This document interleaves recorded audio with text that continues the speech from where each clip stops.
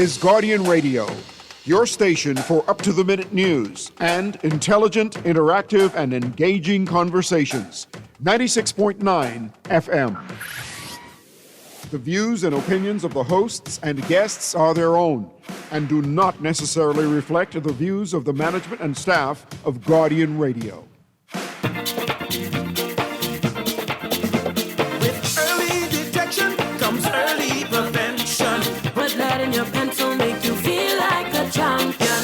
Rise up again, let nothing keep you down. So live your best. Hear the urologist speak. Oh yeah. Think you're losing grip of your manhood. Don't give up on hope. Don't be ashamed, it's time to take control. Get some help from the urologist. You will find He'll help you solve your problems on 96.9. I telling you, with early detection Comes early prevention. but letting your pencil make you feel like a champion. Rise up again. Let nothing keep you down. Live your best. Hear the urologist speak.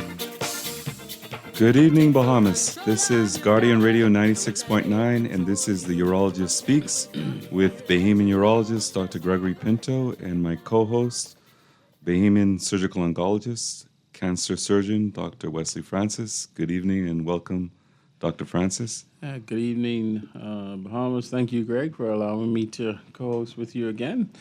I missed a couple of shows, but I'm back and looking forward to having a great show tonight and educating the Bahamian public.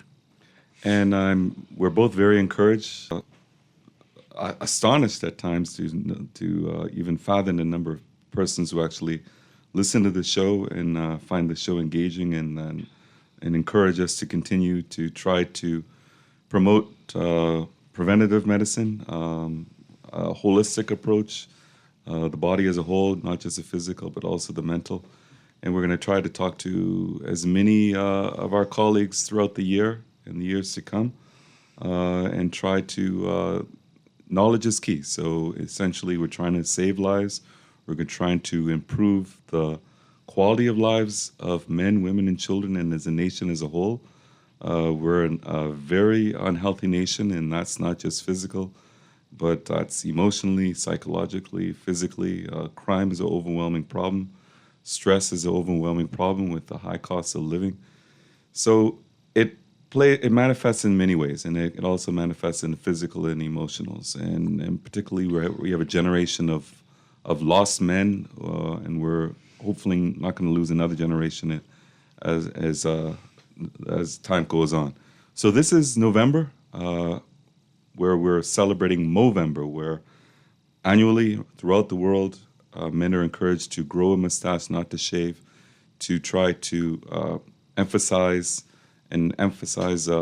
awareness for many health issues for men, and particularly prostate cancer, testicular cancer, and mental health and mental well-being. I'll put the ball in Dr. Francis's court. Right now, we have a generation of lost young men. They're emotionally drained. They're almost like a ticking time bomb. There's so many men that are just one traumatic event away from being pushed over the edge. What can we do to try to save the next generation or this generation now? Hi, Greg. I think that it's a multifaceted. It's a problem that will require multifaceted solutions, and it's going to take us men to be accountable, to recognize that the responsibility is ours, to be examples to younger men. Mentorship is important.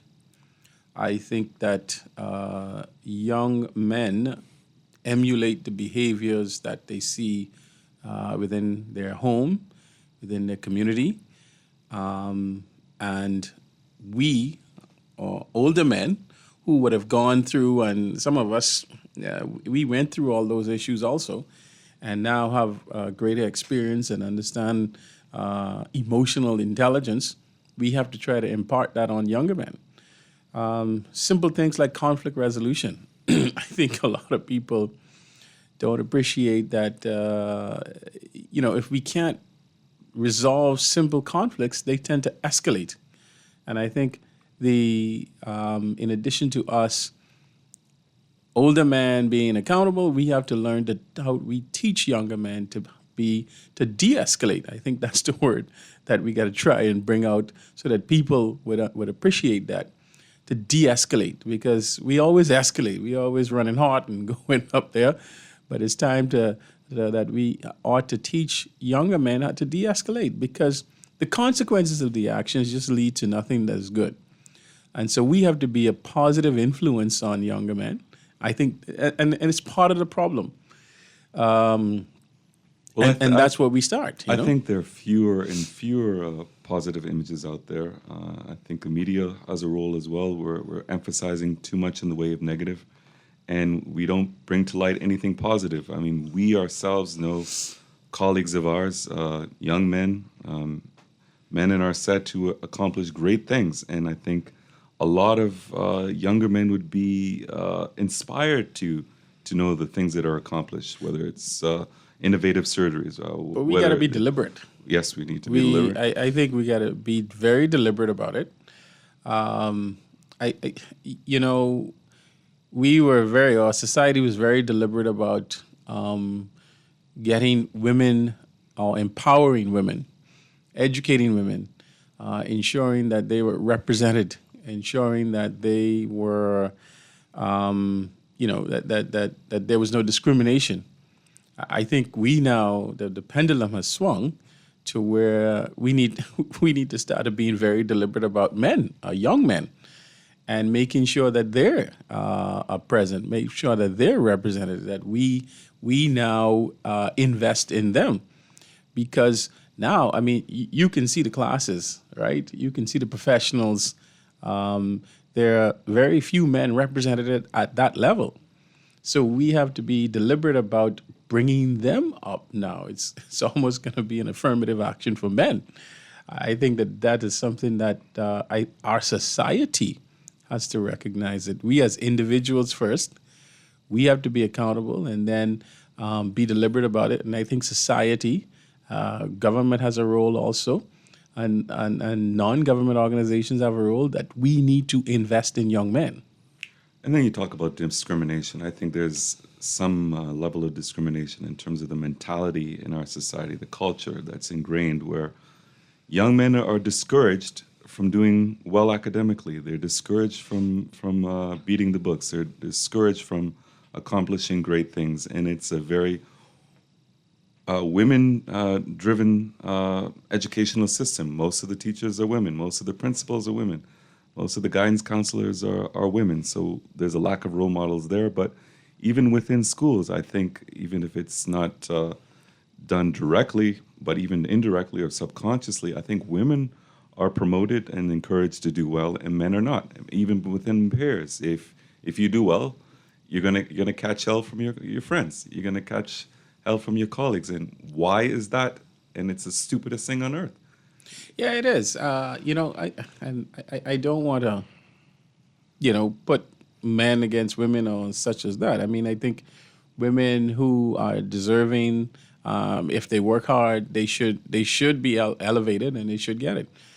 I think we're at the point where we have to just recognize that the young men are being left behind, and leaving and if they're being left behind, you're creating a generation of men who would be disaffected, who don't have the skills to even if opportunities were available, to capitalize on those opportunities. And so that becomes a problem. And when you have disaffected men who are not empowered, who don't have any opportunities, then this is where they lead to a life of crime. And then, because you can see the numbers of incarcerated, we have a lot of men incarcerated. We have a lot of men undereducated. And so I think we just have to be deliberate about what we do with young men. Women will continue to succeed, and I'm proud to know that they will. It's not a man versus a woman thing. We just have to now invest in young men. And even if they're only women role models that we have, They also have a responsibility to raise these young men and empower them also, so that they would succeed. No, I think it's going to be all around. So, it's a big problem. It's going to require significant solutions on every aspect of society, including women.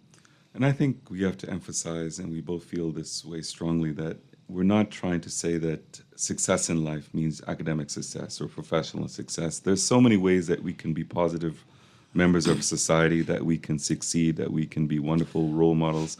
And that doesn't necessarily mean academically. I mean, there are some carpenters who are master carpenters, and I'm in even awe of the work they do, and they do very, very well. They may have 25 people working for them at any one time, and they're to get them to do any job, you're booked out 6-9 months at a time. There are some master plumbers that have the greatest respect from us. So there's so many ways that we can do, whether it's blue collar or white collar.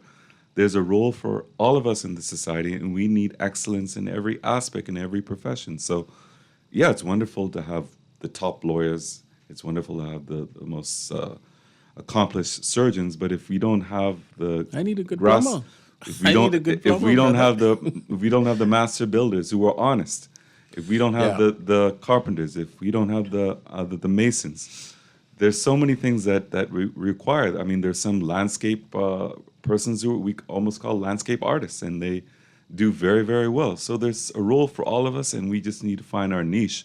But we're not going to find that, and young men are not going to find that if they go down the road of gangs, if they go down the road of delinquency, of creating trouble, marijuana, drinking to excess, vagrancy, everything else that's negative. You'll never get above that, and your life can go one direction or the next, and that can start at the age of 8 or 10 or 12. I mean, I think we need to have a diverse economy, and having a diverse economy requires diverse people or diverse skill sets. And like you say, I mean, you always need a good plumber. You always need a good electrician. You need people who are technically sound. You need good generator people. There's so many services out there, and the economy is driven by people who provide services and who sell products. And there's so many services required in our community. And as long as people who, just as we try to be the top in our profession, or if you just provide the best service that you can get, to people who are in demand for those services, you will always do well. And that's just like, we are actually in a service industry, Greg. If you think about it, we just try to provide the best service that we can. Just like that electrician, if he provides the best services on time, reasonable budget, you will see the work will always come. And so the economy just has to be diverse that way. And so we have to be deliberate in encouraging all of those. Everybody doesn't receive education the same way. And I think we have to recognize that too. Investment in our education is going to be very important. And we talk about social determinants of health. Education is probably one of the most key factors in health, in getting a healthy population. And there's so many ways that people can be talented. They may be creative. They may have ingenuity in terms of starting a business. So it doesn't always have to be academics. But what you want to be is a positive role model for even your younger siblings. Absolutely. You want to be a positive contributing member to society. So you don't want to create chaos. You don't want to create destruction. You don't want to create shame and despair for your mother, for your grandmother, for your father, for your uncle. Try and do positive things in life, and positive things will happen to you. But if you're going to go down a wayward road and you're going to get into petty crime is going to mushroom into armed robbery is going to mushroom into murder, and your life is over before you know it. There's so many men, in particular in the society, who wish they could take that one moment back, and they just can't. They, in a moment of anger, they reacted a certain way, and they just can't undo what they did. And many of them will just never have the same life, or if they do ever pick up the pieces, it'll only be a semblance of the greatness they could have achieved if they never went down that road. So we need to speak to these young men, and I don't think there's an age in terms of, oh, we're only going to try to save the 15-year-olds, the 16-year-olds. Let's start from 4 years old and 5 years old. We're going to garner respect for your elders when you're going to have a belief in God and spirituality and goodness and contributing to society and not throwing litter on the side of the road and being an environmentalist and wanting better for the Bahamas and to improve the Bahamas. And for so many young men, they feel that there is no future. And if there is a future, they want to get out. They want to go to the United States. They want to go to Canada. They want to improve themselves, but they don't want to come back and improve our society. We spoke about brain drain. That's a reality. You know, and I know so many people would have had such a wonderful contribution to society in so many different careers and so many different professions. Even with our own families, we have people who could have made a great impact in our country, and whether it's because of crime, that crime is the number one thing, I think. They don't want to come back. Why are we going to deal with the crime? Why are we going to deal with the high cost of living? It's almost become unbearable. But again, Greg, I think it's about the diversity. We have to diversify our economies. We have to be able to create programs that will allow people to get into industries and service lines that are going to be profitable for them, profitable for the community, and then society as a whole. And it has to be diverse. We got to create opportunities for those. The reason why we have brain drain is really a lot of people, they find opportunities elsewhere. When they finish, they can't come home because the opportunities are not there or not realized. And so, I mean, we're largely tourists, banking. I mean, healthcare is now becoming a significant employer. But tourists, banking, agriculture, we really need a tech industry. We need allied health. Listen, there's so much allied health jobs that are available, but you don't have people who are sufficiently educated or have the skill set to perform those. Every time you see, because I've been seeing a lot of different healthcare institutions opening in healthcare clinics. Each one of those healthcare clinics needs skilled workers in healthcare. And so you could look at healthcare as an industry that is mushrooming, but it needs the human resource aspect of that. And you need skilled technicians, laboratory personnel. All of these are jobs that are available in an economy like ours when it becomes more diverse. And I think we need to encourage all of these things. Well, this is meant to be an interactive show, so let me not be remiss in giving out the telephone numbers. You can call us at 323-6232 or 325-4316 or 326-4259, or you can call toll-free from the Family Islands at 242-300-5720. So you are a shining example of someone who's overcome hardship. You would openly say there were times you didn't know where your next meal was coming from. You couldn't afford textbooks. There was a lot of hardship. I'm sure even getting school uniforms, but you were able to persevere. And I think you, and there are several like you, should motivate persons in similar circumstances to achieve great things. Because if you can do it, anybody can do it. Well, yeah, Greg. I mean, I'm an inner city kid, right? I grew up, again, I think we talked about this before on the show, and I want to encourage all the guys out there. I mean, it was just, for me, I just loved education. I loved learning. I still love learning. I still do a whole lot of stuff. I learn something new every day. I try to. And so that's something that you have to, it's a passion of mine to continue to learn. And education takes you places. Learning takes you places. I would say that everywhere I've gone in the world and the exposure that I've gotten, given the fact of where I came from, solely 100% due to the fact that I was educated. And I always say this, I was educated in the public school system. So I why went is to it? Ridgeland Park, S.E. McPherson, and Government High, and not the Government High, but the Government High there in Yellow Elder. I have to distinguish that because my older colleagues would say that the Government High. I never went to the Government High. I went to Government High in Yellow Elder.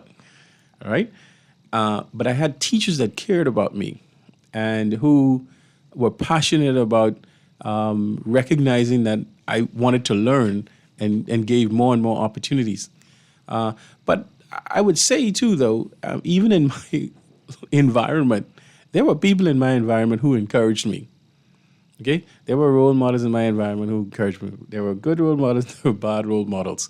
But then the choice was mine to go and follow those good role models, and I think that's what life is about. You have to choose. You have to choose a path, and I think we have to again encourage and be deliberate about kids who are in the inner city to let them know that there's a path out there. Okay. I mean, for young men who were in your situation that you were in as a young man, who might be experiencing bullying because they're doing well academically, who don't see a hope, they can't even fathom the dream of what if you've gone through. What has education given for you? What have you seen? What have you experienced? I mean, you've seen the world. Yeah, and again, I mean, I've seen the world because I pursued education. Education allowed me to see the world. I left the Bahamas for the first time when I went to Jamaica. I never traveled before that. I went to Jamaica to medical school. And then being in medical school, again, that education then led me elsewhere. I went to America. I trained in Detroit. Again, that's his pursuit of education, pursuit of a profession. From there, I went to Canada. While I was in Detroit, again, pursuit of education, pursuit of my profession. I saw Europe. I saw South America. All of those places I went, not on vacation, but in pursuit of education, in pursuit of the profession that I am now in. And a lot of that was sponsored because, it's because you try to do the best and be the best, and people recognize when you're good. I was always a competitive person. I always wanted to be the best, and when you try to be the best and you strive for that, people recognize that, and it's rewarded. And obviously, as a surgeon, you go around the world, you're respected. Just Absolutely. because of your achievements, because of what you contribute to mankind and society, that you have life-saving skills, that you have knowledge that very few people do, that if you can take pressure, that as a surgeon, life or death is something that you always see. I mean, life is on the razor's edge. If you scalpel in one direction, the next can be traumatic. So you always have to have your wits about you, and you have to have inner strength. And it's not just about academics. It's about you essentially have to have true grit. You have to go through the toughest of times and come out ahead. And it's about resilience too, right? I mean, because hey, it wasn't always rosy. No. Yeah, we both had a lot of tough times. Listen, we still have tough times nowadays, and you got to be resilient because people depend on you. And I would say to any kid out there, listen, sometimes your family depend on you. Excel and find the opportunities. And finding the opportunities is really sometimes all it amounts to is you paying attention to what is put before you. I mean, I've spoken about the lack of positivity in our society in terms of lauding accomplishments. You were the first Bahamian surgical oncologist. I never saw any big fanfare or anything in the media. We have a friend who was the first pediatric surgeon, and there's so many different firsts. We've brought so many different advanced surgical techniques and minimally invasive procedures that occasionally we will bring light to because we want our populace to have confidence and know that we have every element of modern advancement that you can get anywhere in the world. But why is it that the murderers, the rapists, are always on the front page? Yeah, I guess we'll talk more about that on the other side of the break. Okay, so welcome back at the other end of the break, and we'll continue this conversation further.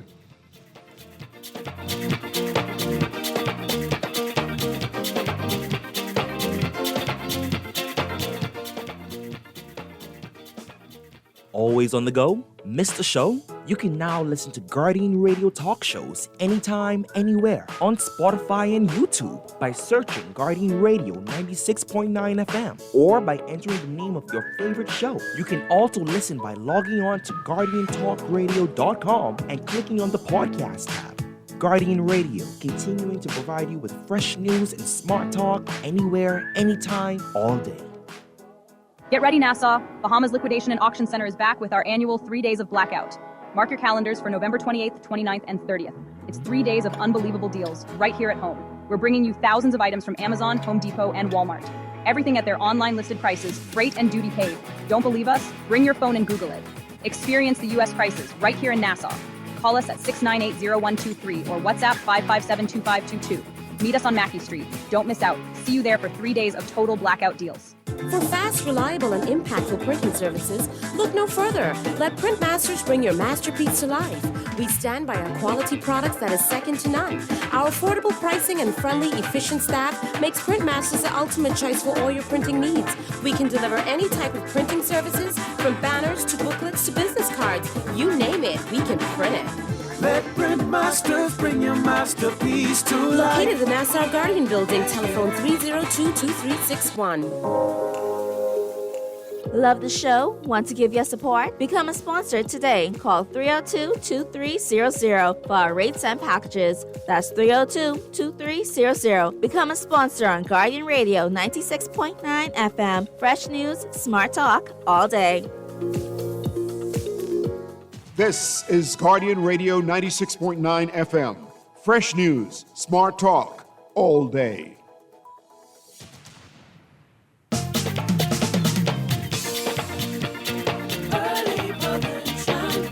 Welcome back. This is the Urologist Speaks with Bahamian Urologist Dr. Greggory Pinto and Bahamian Surgical Oncologist Dr. Wesley Francis. We're trying to basically encourage a lost generation of young men to do better for themselves. We have a call coming in. Good night. Hello. Good night. Welcome to the Urologist Speaks. Hello. Yes, hello. I hear you. Good evening, Dr. Pinto. It's a pleasant good evening to you, sir.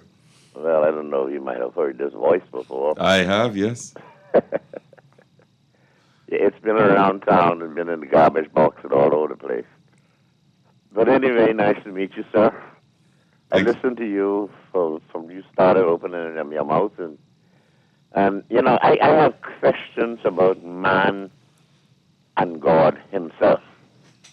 Yes. Growing up one time, we were hearing with the God. Now, as we watch internet, as we watch technology, man seems to be trying to become God. When we look, we see man making robots that tell us this robot could do everything that a human being could do. It even looks like a human being. Yes, yes, sir. But underneath the plastics and whatever it is, there are a bunch of steel bars and joints and mechanical instruments and everything. And I'm telling you, the female robot could please a man today without having a real female. Yes, yes. So can I ask one thing from you? What is your how do you think we can save this present lost generation of Bahamian men?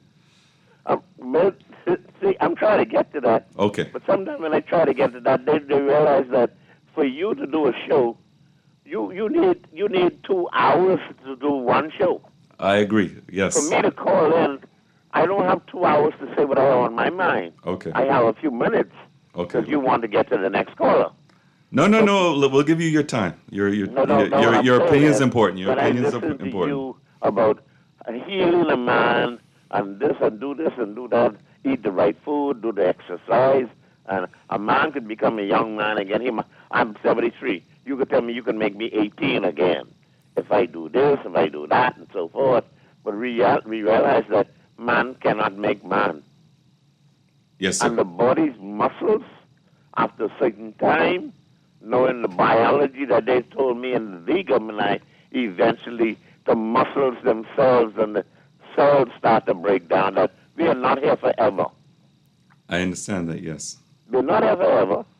And I tried to fuss that, and then when I tried to call your office, no disrespect, I understand you went off to school, your parents spent all kind of money, get you out to school to become who you are, and you need to make that money back so you can live on and your children could go to the universities and stuff like that. But sometimes the cost of living now, for what you tell us you can do for me, when I make a call to your office, the woman say $800 to see him. I say, but miss, I'm a senior citizen. I don't have $800. We had that conversation before, sir, and but I never in the history of the Bahamas has any physician, surgeon, or otherwise ever charged anybody $800. So you must misheard. Maybe $80, but not certainly not $800. Only in our dreams.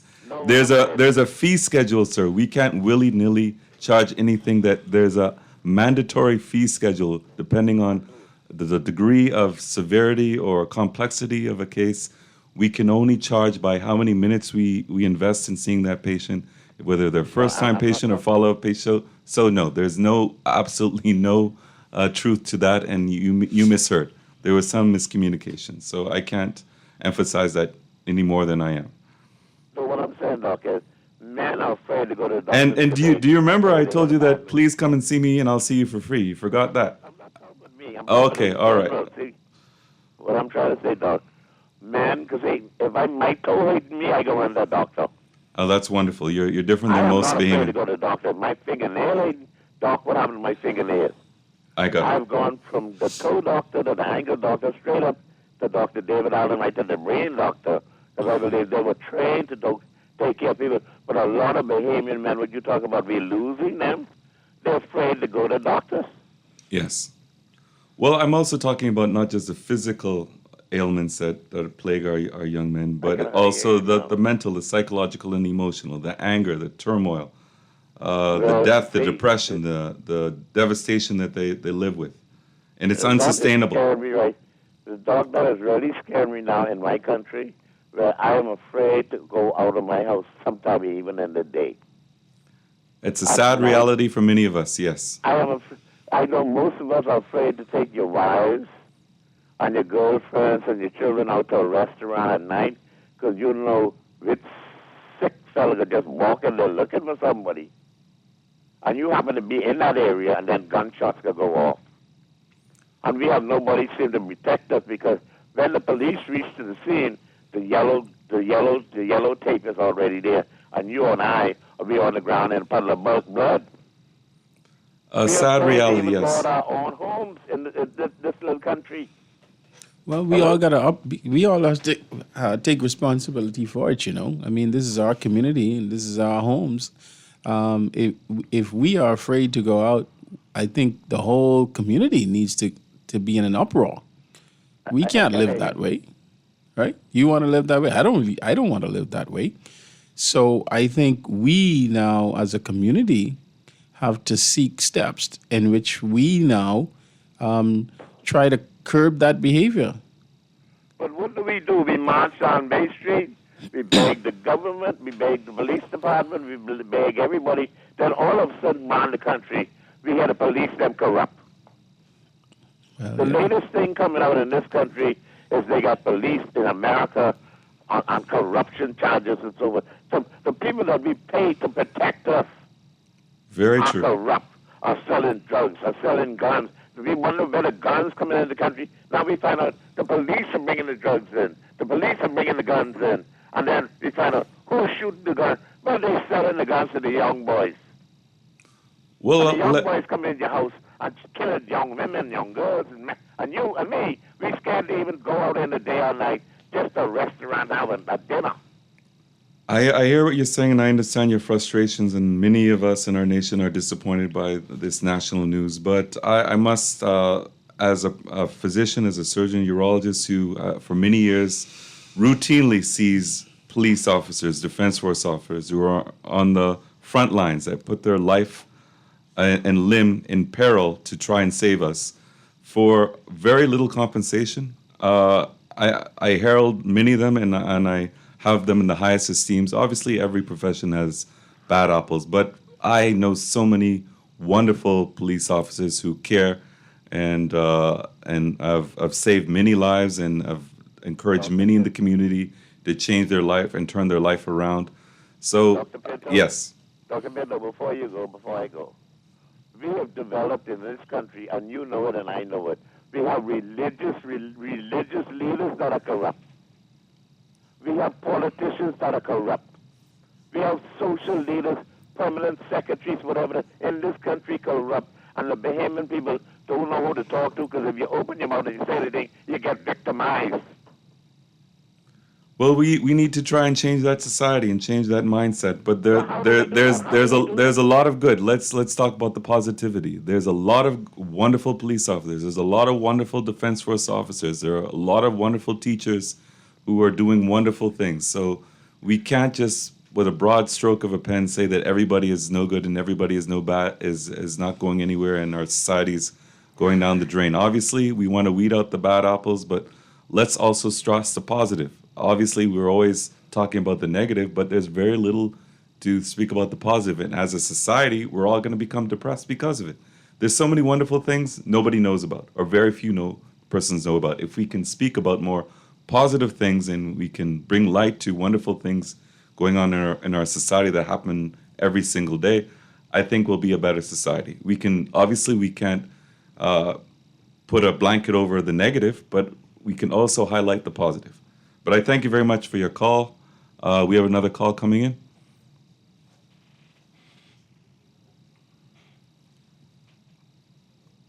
Good evening. This is Urologist Speaks. Oh, okay, we lost that call. So I think when we're talking about unsustainability of the Bahamian male trauma, the Bahamian male rage, the Bahamian male resentment, it's a real thing. And your environment does not define you.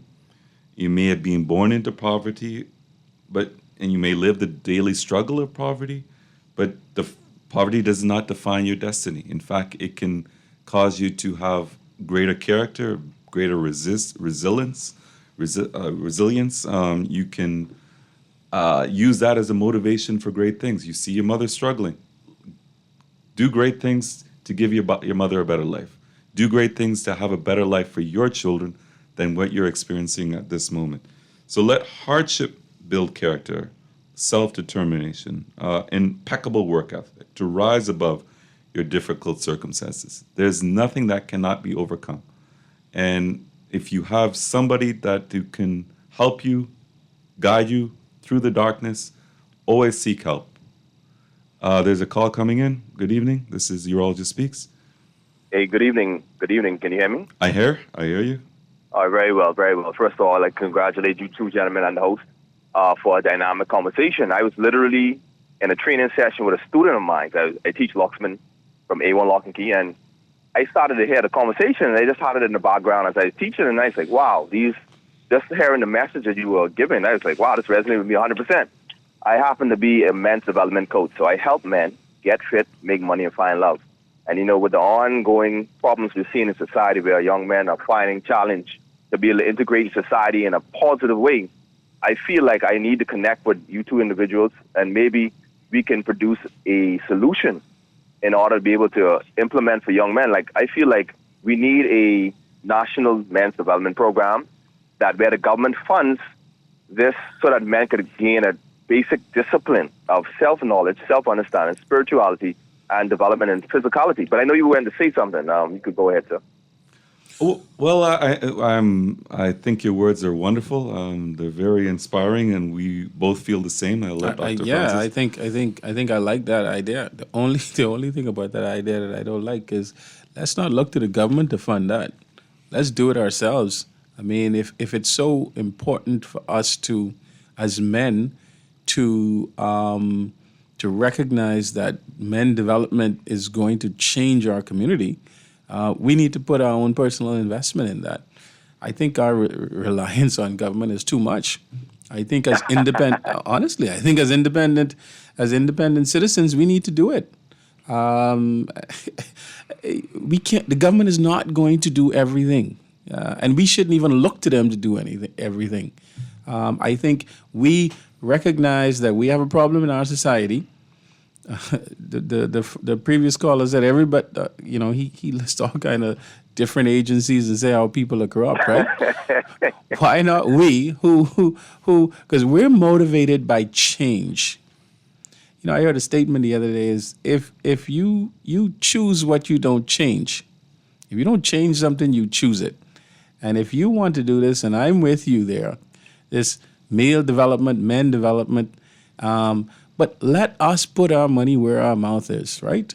And we can raise that funds or those funds to then do that. Don't depend on the government. Forget the government, if you ask me. Let us do it. Let us as citizens do it. We don't need government taxpayers for it. The reliance on government is too much. I think we need to stop having that thought. We have to be reliant on government to make changes for us. We are independent citizens. We can come together and have a corporate community that we want to see change, and we choose that change. Okay, sounds good. What would something look like if you were to develop something like that? What would be the starting basis, and then how you would see it, like if you were to make it actionable? It starts with a conversation, and we're having that conversation now. And I like the fact you say you're a locksmith, so that means you're teaching young men how to provide a service. Okay. Listen, I lock myself out of my car plenty times, and I need a good locksmith. Or I can't open a door, and I need a good locksmith, just like I need a good plumber, just like I need a good electrician. All of these things we need. These are service industry. I am in a service industry. I am a surgeon, but I'm in a service industry. I am serving people. There's a demand for my service. There's a demand for your service. That's how the economy runs. It's exchange of goods and services. And so if we can now empower all of our young men, give them the tools that they need for them to provide a service to those who demand that service, then they will be able to feed themselves and their family. And then deviate or move away from a life of crime. Because crime is part of the economy too. Right? And we got to recognize that. So if we diversify our economy, if we empower people more, right? Stop relying on government. Okay, and let's do our own thing. Then we'll see how we get there. So this is the conversation.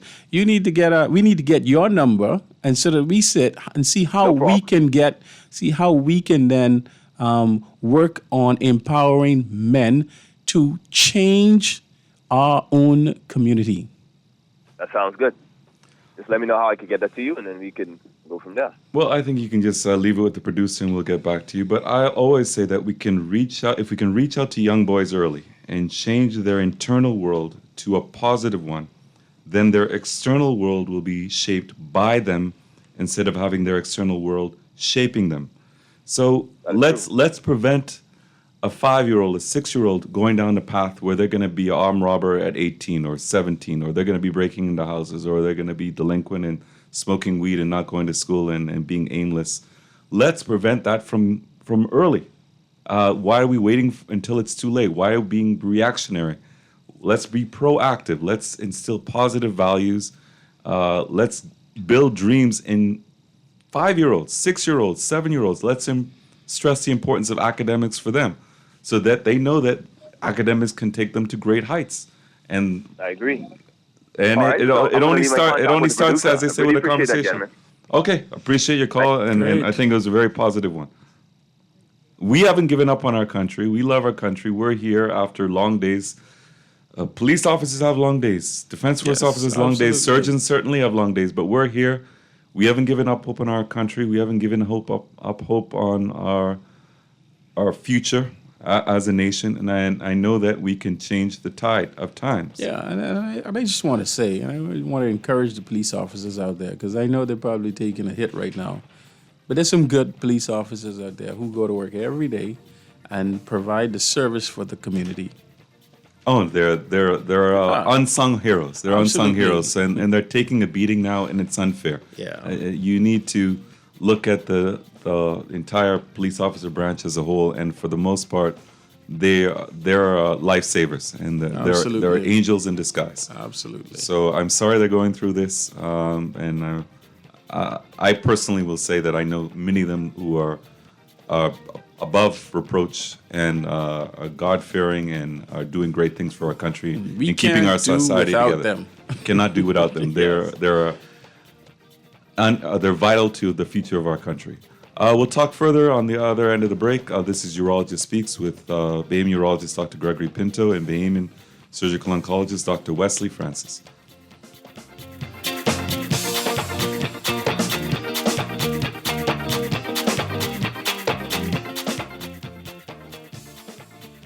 Freeport, don't buy that ticket yet. The biggest Black Friday event is about to come your way. November 28th, 29th, and 30th. Mark your calendars. Bahamas Liquidation and Auction Center is bringing our 3 days of blackout right to your doorstep. Thousands of items from Amazon, Home Depot, and Walmart, all at their U.S. online listed prices, freight and duty paid. It's a shopping spree like you've never seen before. Don't believe us? Bring your phone and Google it. Join us at the large warehouse on West Settlers Way. Don't miss out.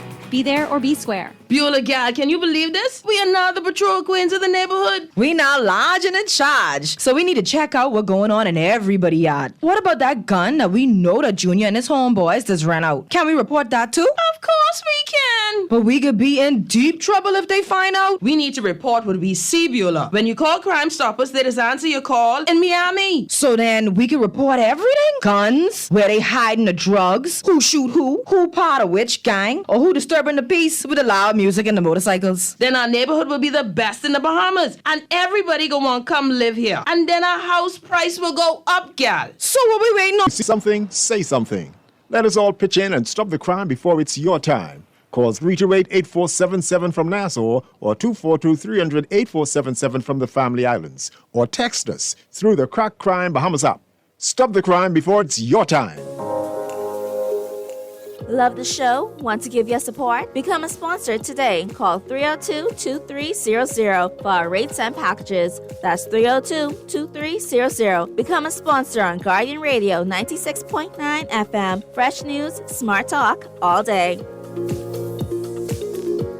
This is Guardian Radio 96.9 FM. Fresh news, smart talk, all day.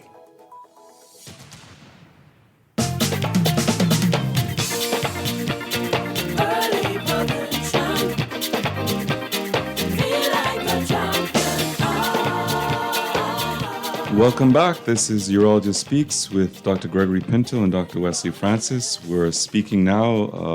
The topic is essentially we're trying to save a lost generation of young men. We're trying to empower men to want more for themselves, to do better, and then just to try to save a nation as a whole.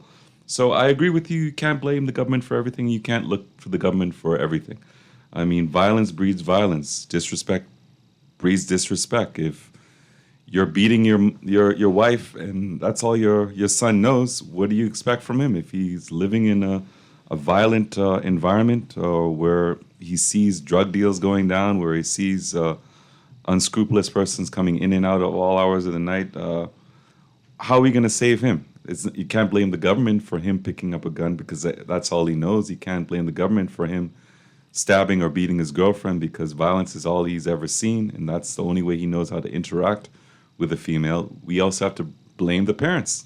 The parents are ultimately responsible. You can't also blame the church. We are, as a nation, we obviously we all have a role, but I think that the parents are the primary issue when it comes to many of these kids going awry. You don't know where your child is, and it's 2:00 in the morning. You see him coming home with what you must know are stolen goods, and you never say a thing. You see him hiding that gun in the backyard, and you don't say a thing, or you don't approach him or confront him. Where are we going to be with society if you know what's going on, and you don't want to do anything about it? And all they're going to do is cause further destruction, death and destruction of your family and our society as a whole. So we got to do better. We got to do better as a nation. Blaming the police, blaming the defense force, blaming the government. We got to blame ourselves. What are we doing other than just complaining about what's going on? Are we reaching out to those around us and making sure that they don't go down a path that leads them to the boys' industrial school, or leads them to a life of despair, or leads them to a path of hopelessness, or ending up in Fox Hill prison, or a life of being on ankle bracelet, or being in bail all the time and in and out of court. Do you really want to have your child very well known to the police? I mean, why is this such a common occurrence? Things have to change, and it's a complex issue. It's multifactorial, but we just can't give up hope. I think it starts with accountability. I think that's the word that should be the word of the day. And accountability starts with us. We have to be accountable to our community. If we don't change our own environment, then the entire community doesn't change. It's going to take with that first. And everything that you're saying, we got to be accountable. Again, if you know crime is happening and you say nothing or you do nothing, or if you encourage, and the thing about it, if you don't change bad behavior or change incentives for behavior, then you choose that behavior. And that's what we do. Are we closing our eyes to certain things? Are we turning away and allowing things? When we do that, we choose it. And we're complicit. And so before we start pointing fingers, maybe we all should start looking in the mirror, right? Before we start talking about corruption, let's see what things that we've allowed and see and do nothing about, and that leads and blossoms into this larger problem. It always starts small. Everything starts small, and then it mushrooms into things, right? It doesn't always start as this large problem. The problem started with one first inciting event, and then it then grew from there. I mean, if we look at the history, and I think psychiatrist Dr. Michael Neville actually look at the history of these men who were incarcerated for heinous crimes. What was their childhood like? What was their upbringing like? What issues did they have as they grew up?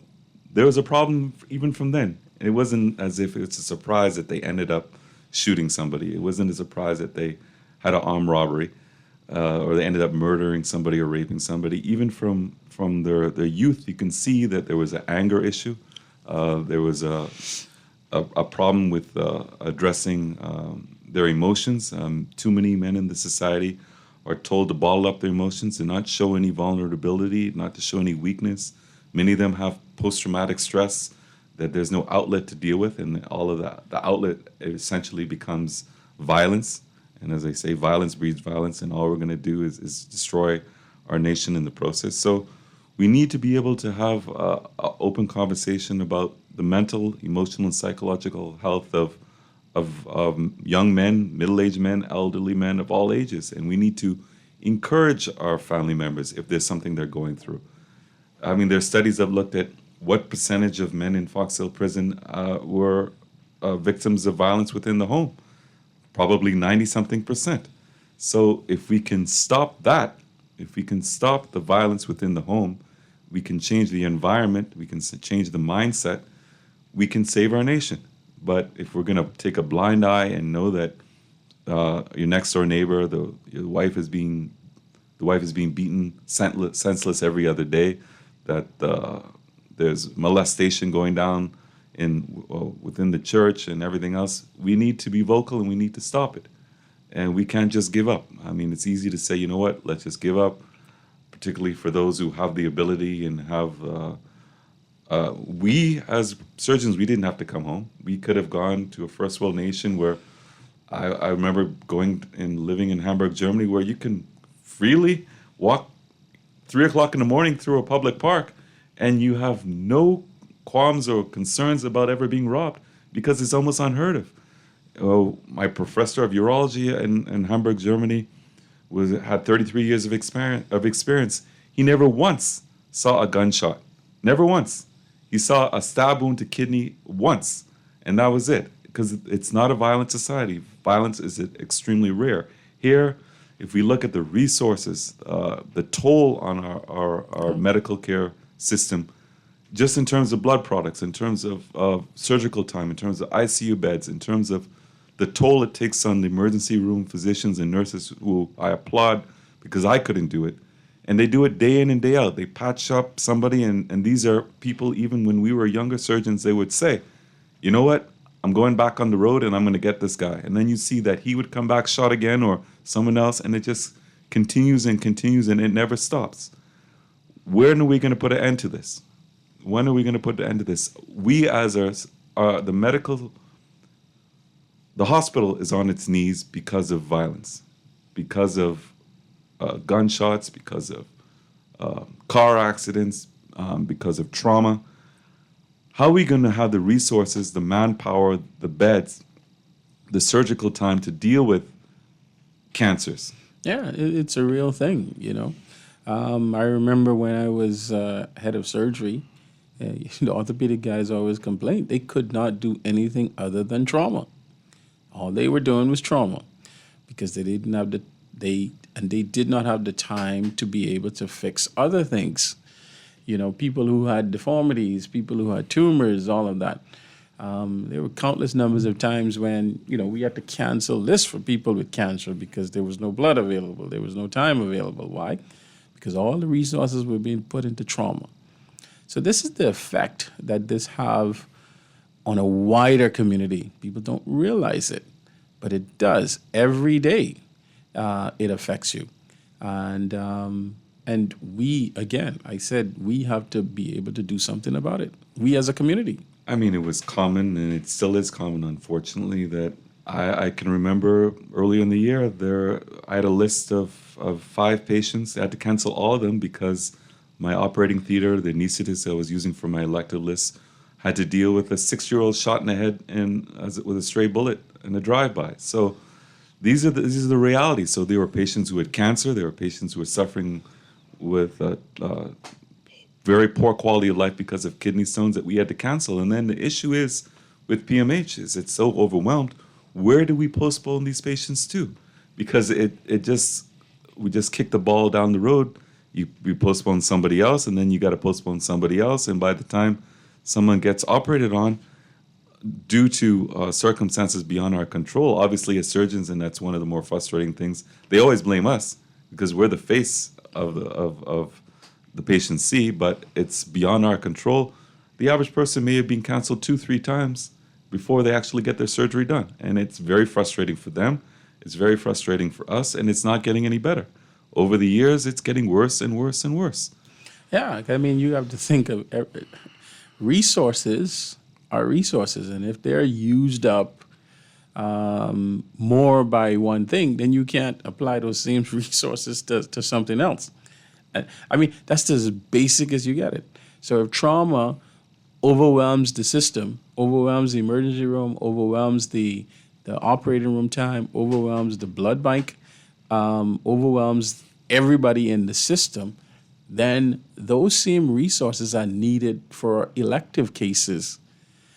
And if they're being used up, they can't, the whole system breaks down and people are not serviced.